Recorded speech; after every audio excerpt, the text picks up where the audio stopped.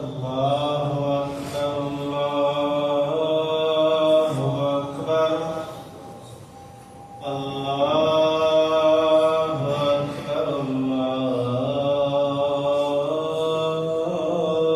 الله أكبر أشهد أن لا إله إلا الله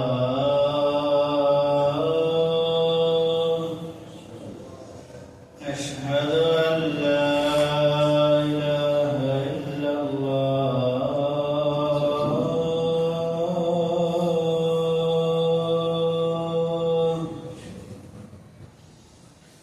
أشهد أن محمدا رسول الله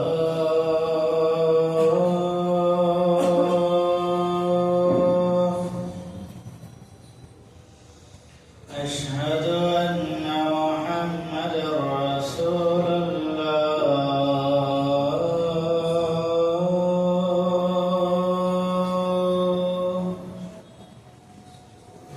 حي على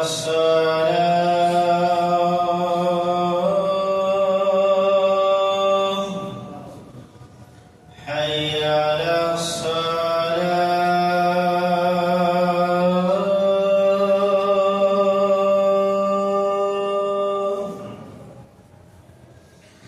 حي على الفلاح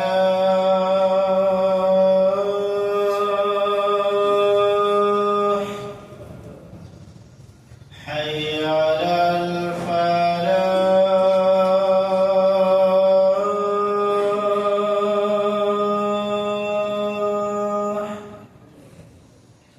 الله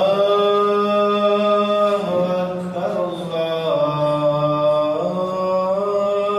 الله أكبر لا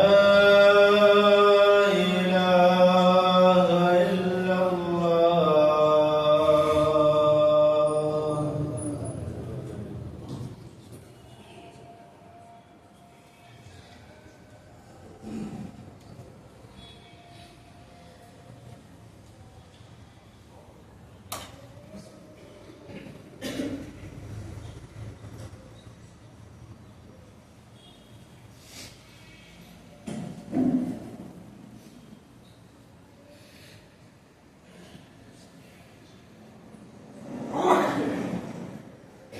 إن الحمد لله نحمده ونستعينه ونستغفره ونؤمن به ونتوكل عليه ونعوذ بالله من شرور أنفسنا ومن سيئات أعمالنا من يهده الله فلا مضل له ومن يضلله فلا هادي له وأشهد أن لا إله إلا الله وحده لا شريك له وأشهد أن محمدا عبده ورسوله الذي أرسله بالحق بشيرا ونظيرا وداعيا إلى الله بإذنه وسراجا منيرا أما بعد فإن خير الحديث كتاب الله وخير الهدي هدي محمد صلى الله تعالى عليه وسلم وشر الأمور محدثاتها وكل محدثة بدعة وكل بدعة ضلالة وكل ضلالة في النار أعوذ بالله السميع العليم من الشيطان الرجيم من همزه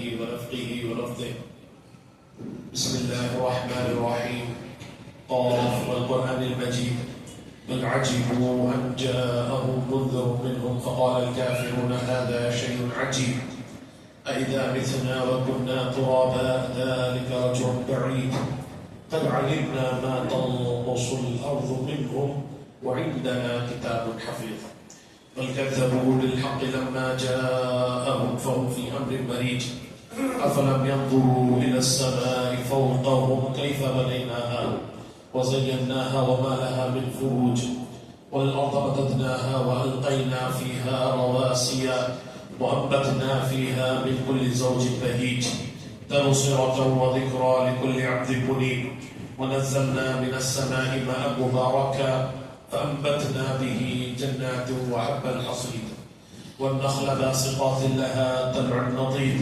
رزقا للعباد وأحيينا به بلدة ميتا كذلك الخروج قال الله تبارك وتعالى في موضع آخر فليعبدوا رب هذا البيت الذي أطعمهم من جوع وآمنهم من خوف وقال رب اجعل هذا بلدا آمنا وارزق أهله من الثمرات.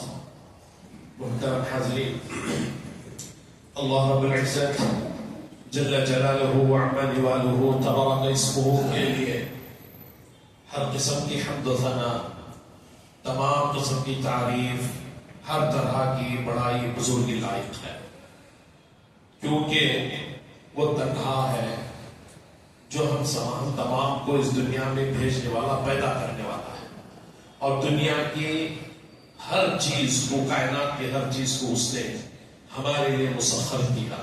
ہم انسان اپنی کمزوری کے باوجود دنیا میں موجود اللہ کی بہت ہی مضبوط، ہم سے کہیں زیادہ مضبوط طاقتور چیز کو استعمال ہم کرتے ہیں، یہ اللہ کی طرف سے مسخر شدہ ہے، اور اللہ نے ہمیں محض اپنی عبادت کے لیے پیدا کیا ہے، جس کے لیے صبح شام رات دن ہمیں اللہ کی تسبیح، تحلیل اور حمد و ثنا بیان کرنی چاہیے۔ بعد اس کے جناب آخر الزمان احمد مصطفیٰ محمد مصطفیٰ صلی اللہ علیہ وسلم پر لا تعداد درود و سلام ہو، جنہوں نے اللہ تعالیٰ کی توحید کو، رب کی بتائی ہوئی تعلیمات کو ہم تک کما حق پہنچایا، اور ایک ایسے زمانے میں رونما ہوئے جو بالکل ظلم و ستم، جہالت پر مبنی معاشرہ تھا، اور اس معاشرے کو اپنی رب کی دی ہوئی تعلیمات کی روشنی میں، اپنی رب کی دی ہوئی وحی کی روشنی میں امن و امان کا گہوارہ بنا دیا۔ محترم حضرات، آج جس زمانے میں ہم سانسیں لے رہے ہیں، زندگی گزار رہے ہیں، یہ زمانہ بھی بے انتہا بے چینی، بدامنی، ظلم و ستم، جنگ و جدال کا زمانہ ہے۔ دنیا میں ہر جگہ کہیں نہ کہیں، نہ صرف مسلمانوں پر، مختلف نظام سے آپ دیکھیں تو انسانیت پر ظلم ہوتا نظر آتا ہے۔ معاشرے میں بے چینی، بدامنی عام ہے، انسان کے جان و مال کی، عزت و آبرو کا تحفظ اس زمانے میں حاصل نہیں ہے۔ اللہ کے نبی صلی اللہ علیہ وسلم کی فرمودات تعلیمات بھی زمانے کے تعلق سے ہے۔ آپ صلی اللہ علیہ وسلم نے فرمایا کہ جو زمانہ قیامت سے قریب ہوگا، زمانے میں قتل و غارت گیری بھی عام ہوگی، قتل بھی عام ہوگا، لوگ حد درجے اللہ کی نافرمانی کریں گے۔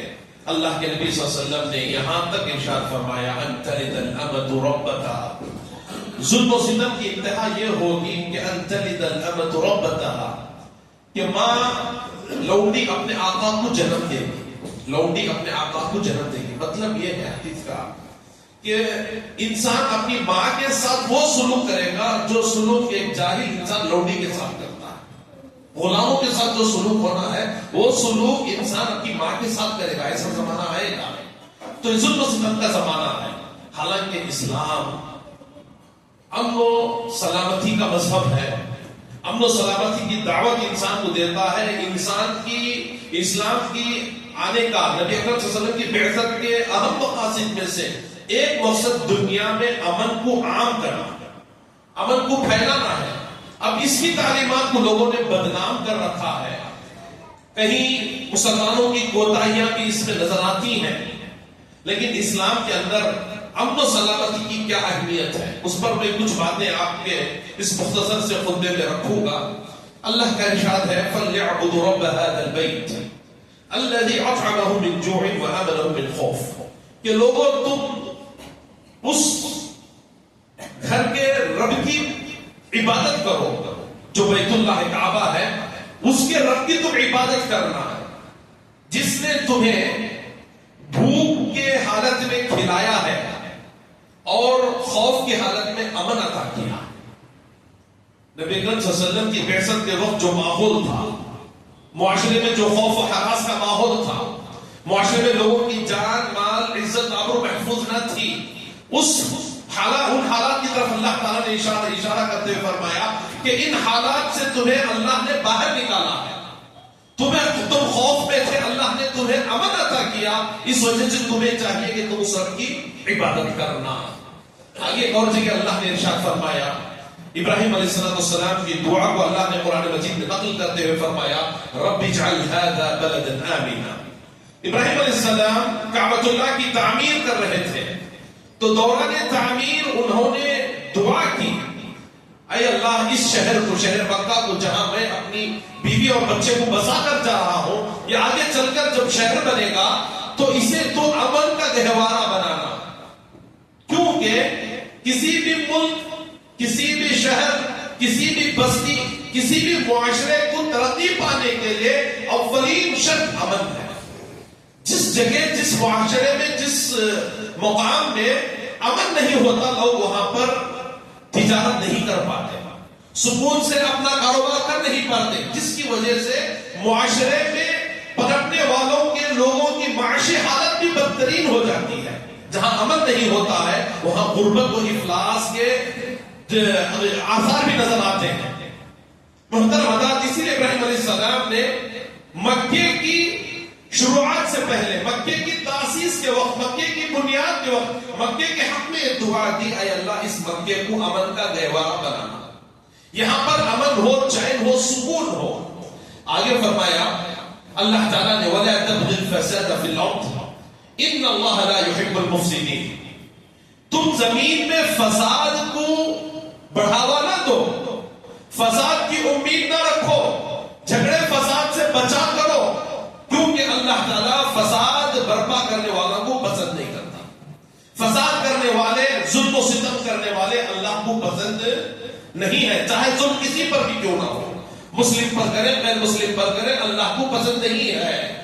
نبی صلی اللہ علیہ وسلم کی حدیث ہے اتقوا دعوت المظلوم، لوگوں مظلوم کی دعا سے بچو، مظلوم کی بدعا سے بچو، دعوت المظلوم، مظلوم کی بدعا سے بچو، کیونکہ وَإِن كَانَ كَافِرًا، گرچہ کہ مظلوم کافر ہی کیوں نہ ہو، مظلوم کی بدعا سے بچو، گرچہ کہ مظلوم کافر ہی کیوں نہ ہو، لَيْسَ دُونَهَا حِجَابٌ، اللہ اور اس کی بدعا کے درمیان کوئی حجاب نہیں ہوتا۔ اللہ، کافر بھی اگر رب سے بدعا کرے کسی ظلم و ستم کو نہ سہتے ہوئے، اللہ تعالیٰ کافر کی بدعا بھی سن لیتا ہے مسلمان کے خلاف، کافر کی شکایت کو بھی اللہ سن لیتا ہے مسلمان کے خلاف جو ظلم و ستم کرتا ہے اپنی طاقت کی بنیاد پر۔ تو کافر پر بھی ظلم کرنے سے منع کیا گیا تاکہ معاشرے میں امن ہو، معاشرے میں سکون ہو، معاشرے میں چین ہو، اطمینان ہو۔ اللہ تعالیٰ کا ارشاد ہے تِلْكَ الدَّارُ الْآخِرَةُ نَجْعَلُهَا لِلَّذِينَ لَا يُرِيدُونَ عُلُوًّا فِي الْأَرْضِ وَلَا فَسَادًا۔ لوگوں یاد رکھو، آخرت، جنت ان لوگوں کے لیے ہے جو لوگ زمین میں اپنا بڑکپن دکھاتے نہیں ہیں، جو زمین میں اتراتے نہیں ہیں، جو زمین میں تکبر سے گھومتے پھرتے نہیں ہیں، جو زمین میں غنڈہ گردی اور روڈیزم نہیں کرتے ہیں، ان کے لیے جنت ہے۔ اللہ لا یریدون علوا فی الارض، زمین میں اپنے آپ کو اونچا نہیں چاہتے، اپنے آپ کو بلند کرنا نہیں چاہتے۔ اللہ کے نبی صلی اللہ علیہ وسلم کی تعلیمات اور صحابہ کی زندگیاں جب ہم دیکھتے ہیں پتہ چلتا ہے صحابہ نے بڑی بڑی جنگیں لڑی، بڑی بڑی جنگیں لڑی صحابہ اکرام رضی اللہ عنہم نے، دنیا کے سپر پاور طاقتوں کو زیر کیا، ہرایا۔ ان کی جنگوں کے پیچھے ان کا انٹینشن کیا تھا، ان کا مقصد کیا تھا؟ ان کا مقصد اعلاء کلمت اللہ، اللہ کے کلمے کو لوگوں تک پہنچانا، لوگوں میں ظلم و ستم کا جو ماحول ہے اسے دور کرنا، اللہ کے بندوں کی عبادت سے نکال کر اللہ کی عبادت میں لگانا، لوگوں کو، انسانوں کی غلامی سے نکال کر رب کی غلامی میں بھیجنا، یہ ان کا مقصد تھا، ان کے جنگوں کا، ان کے جہاد کا مقصد تھا۔ میرے بھائیوں، اس کے علاوہ کوئی اور مقصد نہیں تھا۔ آپ کو معلوم ہونا چاہیے ایک مرتبہ ایک غزوے میں، غالباً حضرت عمر کے تعلق سے یہ بات آتی ہے یا حضرت علی کے تعلق سے رضی اللہ تعالیٰ عنہ اجمعین، ایک جنگ میں انہوں نے دشمن کو پچھاڑا، دشمن کے سینے پر چڑھ بیٹھے. ابھی قریب ہے کہ دشمن کو وہ ذبح کر دیتے. دشمن نے چہرے پر تھوکا, انہوں نے دشمن کو چھوڑ دیا. پوچھا گیا کہ آپ نے دشمن کو کیوں معاف کیا, کیوں چھوڑا؟ جواب ملا کہ جب تک میرے دل میں اعلاء کلمت اللہ, اللہ کی خاطر جہاد کا جذبہ تھا, میں اسے قتل کرنا چاہ رہا تھا. جیسے ہی اس نے میرے چہرے پر تھوکا, اب مجھے غصہ آیا اپنی ذات پر تھوکنے کی وجہ سے. میں اپنی ذاتیات کے لیے کسی کو قتل کرنا نہیں چاہتا. اللہ اکبر. تو ان کا مقصد, ان کے زندگیوں کا مقصد اعلاء کلمت اللہ تھا. اللہ کے کلمے کو عام کرنا, دنیا میں ظلم و ستم کو دور کرنا, انصاف کو عام کرنا, اللہ کے قوانین کو نافذ کرنا تھا. ان کا مقصد اپنی ذات کے لیے اپنے آپ کو بلند کرنا, اپنی طاقت کو منوانا, اپنے ہتھیار کا مظاہرہ کرنا, اپنی طاقت و توانائی کا اظہار کرنا صحابہ کا مقصد نہیں تھا, جس کی وجہ سے اللہ تعالیٰ نے انہیں کامیابیاں عطا کی. آج ہمارے پاس مختصر سی طاقت بھی آ جاتی ہے, دولت بھی آ جاتی ہے, ہم ہر حال میں اپنے آپ کو معاشرے میں طاقتور منوانے کی کوشش کرتے ہیں, جس کی وجہ سے نہ جانے کتنے کمزوروں کا, غریبوں کا ہم استحصال کرتے ہیں. میرے بھائیوں, ایسے لوگوں کے لیے آخرت نہیں ہے. دنیا میں امن, چین, سکون لانے کے لیے اسلام آیا ہے. اسلام کے بغیر دنیا میں چین آ نہیں سکتا. آپ یاد رکھیں, اسلام کے آنے سے پہلے, اسلام کے آنے کے بعد سائنس اور ٹیکنالوجی پر جب تک مسلمانوں کا قبضہ تھا, سائنس اور ٹیکنالوجی سے کسی کو نقصان نہیں تھا. مسلم سائنسدان, دیندار سائنسدان جب تک دنیا میں پنپتے رہے, مسلمانوں نے جب تک سائنس اور ٹیکنالوجی پر اپنی اجازت رکھی, سائنس اور ٹیکنالوجی سے کسی کو نقصان نہیں تھا. جب سے سائنس اور ٹیکنالوجی یہود و نصارہ کے ہاتھ میں گئی ہے, دنیا کو خطرہ ہی خطرہ, دنیا کو ہر قدم پر خطرہ ہے. ہر گھر میں, ہر کونے میں موبائل فون پہنچانے والے, اس کے ٹیکنالوجی سے پہنچانے والے کون ہیں؟ جس میں فائدے کم, نقصانات زیادہ ہیں, اور ہتھیار نہ جانے کیسے کیسے تیار کیے جاتے ہیں. اسلام کے جنگی قوانین کا جو نظریہ ہے, آپ دیکھیں گے, بچوں کو قتل نہیں کر سکتے, عورتوں کو قتل نہیں کر سکتے, آپ درختوں کو جلا نہیں سکتے, کھیتوں کو جلا نہیں سکتے, فصلوں کو کاٹ نہیں سکتے دشمنوں کے. یہ سب اسلامی جنگوں کے قوانین ہیں. آج جو ہتھیار استعمال کیے جاتے ہیں جنگوں میں, ان میں سے کسی قانون کی کوئی پرواہ نہیں کی جاتی. آج غزہ میں جو الحمدللہ سیز فائر ہوئی ہے, جنگ بندی ہوئی ہے, لیکن جنگ بندی سے پہلے جو قتل ہوئے, معصوم بچے ہی زیادہ قتل کیے گئے, عورتوں ہی کو ٹارگٹ کر کے قتل کیا گیا ہے. اور یہودیوں کا انٹینٹ تھا کہ ان کا ارادہ یہ تھا کہ کوئی فلسطینی بچہ باقی نہ رہے, ان کے مقاصد میں سے مقصد تھا. لیکن اسلام نے 1400 برس تک, بڑی بڑی عرصے تک ہندوستان میں مسلمانوں نے حکومت کی ہے, لیکن کہیں کوئی عورت اور بچے کو اسلام نے نقصان نہیں پہنچایا ہے. حتیٰ کہ نوجوان, طاقت کے قابل, جنگ کے لیے سامنے آنے والا, اگر وہ ہتھیار ڈال دیتا ہے تو اللہ کا ارشاد ہے اسے امن دے دینی چاہیے. قرآن کا قانون ہے, قرآن کا حکم ہے کہ کوئی تم سے اگر پناہ مانگے دشمن جو تمہارے خلاف ہتھیار اٹھا چکا ہے, تو اگر تم مضبوط ہو, طاقتور ہو, تب بھی بدلہ لینے کے بجائے اسے امن دے دینا, اسے امن دے دینا, اسے پناہ دے دینا. اس کے بعد اسے اللہ کا کلمہ سنا دینا, اللہ کی توحید کا کلمہ سنا دینا, اور سنانے کے بعد وہ کلمہ مانے یا نہ مانے, اسے لے جا کر ایسے محفوظ مقام پر چھوڑ دینا جہاں اس کے مال و جان کو کوئی نقصان نہ ہو. یہ قرآن کا قانون ہے, یہ اللہ کا فرمان ہے. اور اللہ کے نبی صلی اللہ علیہ وسلم کی بھی سیرت آپ دیکھیں سامنے رکھ کر. ایک عورت, یہودی عورت, آپ صلی اللہ علیہ وسلم کو بکری کے اندر زہر ڈال کر زہریلی بکری کا گوشت کھلا دیتی ہے. آپ صلی اللہ علیہ وسلم کھا لیتے ہیں, اللہ تعالیٰ بچا لیتا ہے, آپ صلی اللہ علیہ وسلم کی جان بچ جاتی ہے. اطلاع ملنے کے بعد صحابہ پوچھتے ہیں کہ قتل کا ارادہ کرنا, وہ بھی مسلمان لیڈر, قائد اور نبی کو, اس کے بدلے میں قتل کے علاوہ کوئی اور سزا کسی بھی قوم میں نہیں ہے. کسی بھی قوم میں اس کے لیڈر پر حملہ کرنا, اس کے قائد پر حملہ کرنا. آج ہمارے پی ایم کو جو سیکورٹی دی, جس بنیاد پر وہ ہمارے قائد ہیں, وہ ہمارے لیڈر ہیں, ان کے جان بنسبت عام لوگوں کے زیادہ حفاظت کی ذمہ دار ہے, تو لہٰذا زیادہ حفاظت کی ضرورت پڑتی ہے. تو جناب محمد رسول اللہ صلی اللہ علیہ وسلم پر جان لیوا حملہ کرنا، زہریلی بکری کا گوشت کھلانا، بدلے میں اس عورت کا قتل بالکل جائز اور واجب تھا، جناب محمد رسول اللہ صلی اللہ علیہ وسلم نے معاف کیا، اس عورت کو معاف کیا جس نے زہریلی بکری کا گوشت کھلایا آپ صلی اللہ علیہ وسلم کو۔ اور جنگ بدر میں جو قیدی آئے تھے آپ صلی اللہ علیہ وسلم نے بھی سارے قیدیوں کو معاف کیا۔ میرے بھائیوں، اسلام چاہتا امن ہے، اور ہم مسلمانوں کو بھی چاہیے کہ ہمارے معاشرہ، ہمارا گلی، ہمارے محلے، ہمارے گلی کوچے، ہمارے بازار، ہمارے مارکیٹ امن و سلامتی کا گہوارہ بن جائے۔ غیر مسلم ہمارے مارکیٹ میں آتے ہوئے اپنے آپ کو محفوظ محسوس کرے، اپنے مال کے اعتبار سے، اپنی جان کے اعتبار سے، اسے مسلمانوں کی مارکیٹ میں دھوکہ نہ ہو، اسے مسلمانوں کی مارکیٹ میں جھوٹ بول کر اس سے تجارت نہ کی جائے، اسے دھوکہ نہ دیا جائے، نہ مسلم کو نہ غیر مسلم کو۔ امن کا مطلب کیا ہے؟ آپ تجارت کرنے جس جہاں بیٹھتے ہیں وہاں پر آپ دھوکہ دیتے ہیں تو آپ امن کے مخالف ہیں۔ امن کا مطلب نہ صرف جان بلکہ انسان کا مال بھی محفوظ ہو، انسان کی عزت و آبرو بھی محفوظ ہو۔ آپ دھوکے سے کسی کا مال کمائے اور اپنے آپ کو امن دینے والا سمجھے تو آپ سے بڑا بیوقوف کوئی نہیں ہے۔ آپ کے پاس گاہک بن کر مسلم آئے کہ غیر مسلم، اس کے مال پر آپ کا ڈاکہ نہ ہو، اس کے ساتھ اچھا سلوک، اچھا برتاؤ، اس سے اللہ کے نبی صلی اللہ علیہ وسلم نے فرمایا المسلم من سلم المسلمون من لسانه ويده۔ ایک اور روایت ہے من سلم المسلم من سلم، وہ مسلمان وہی ہے جس کی زبان و حال کی تکلیف سے مسلمان محفوظ ہو یا عام انسان بھی محفوظ ہو۔ آپ کی زبان سے کسی کو تکلیف نہ ہو، آپ کے ہاتھ سے کسی کو تکلیف نہ ہو۔ یہ قوانین کیوں ہیں؟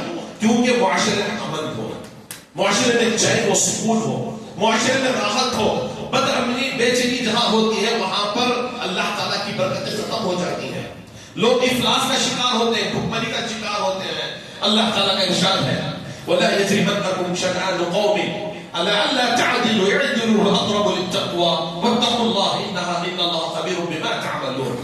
لوگوں، کسی بھی قوم کی دشمنی تمہیں ناانصافی پر نہ ابھارے، کسی بھی قوم کی دشمنی تمہیں ناانصافی پر نہ ابھارے، تم انصاف کرو، اعدلوا، تم انصاف کرو، کیونکہ انصاف کرنا یہ تقوی سے قریب بات ہے، اور اللہ تقوی اختیار کرنے والوں کو پسند کرتا ہے۔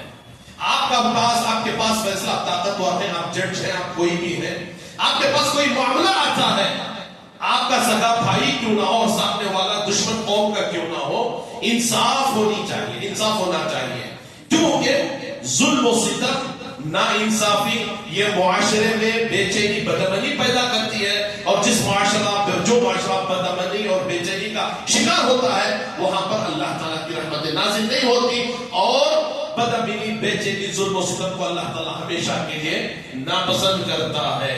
اللہ کے نبی صلی اللہ علیہ وسلم، اللہ تعالیٰ نے اور آیت میں ارشاد فرمایا لا تستوی الحسنۃ ولا السیئۃ ادفع بالتي هي احسن۔ لوگوں، نیکی اور بدی دونوں برابر نہیں ہو سکے، اچھائی اور برائی دونوں برابر نہیں ہو سکتے۔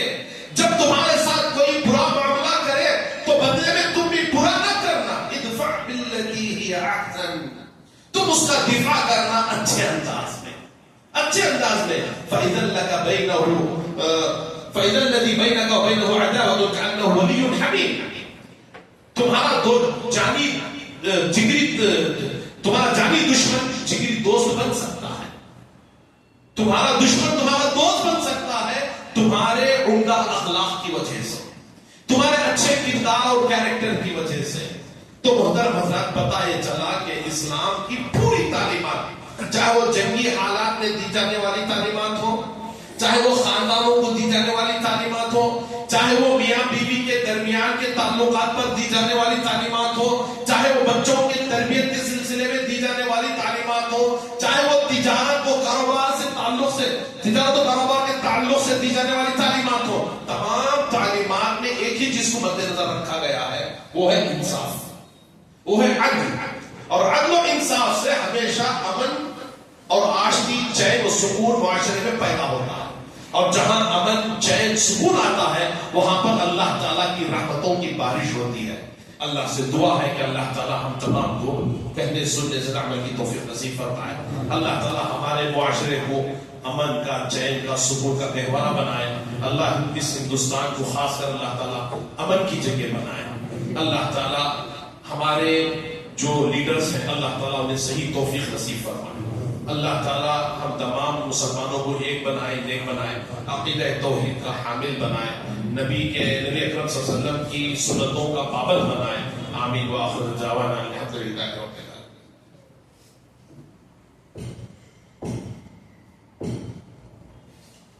إن الحمد لله نحمده ونستعينه ونستغفره ونؤمن به ونتوكل عليه ونعوذ بالله من شرور أنفسنا ومن سيئات أعمالنا.